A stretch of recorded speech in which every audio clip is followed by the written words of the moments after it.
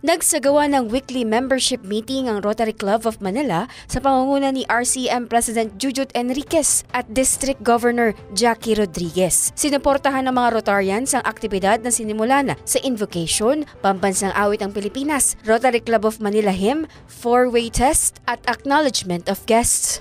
Nag-alay din ng birthday song ang RCM World Famous Chorale para sa mga Rotarians na nagdiriwang ng kaarawan ngayong buwan.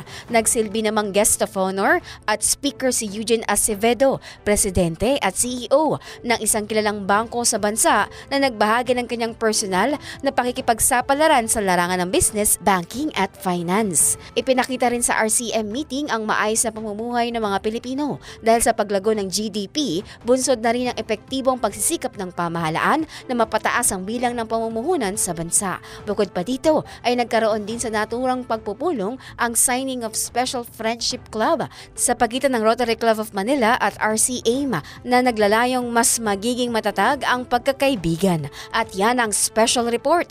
Kim Gomez, nagbabalita ng tama, naglilingkod ng tama.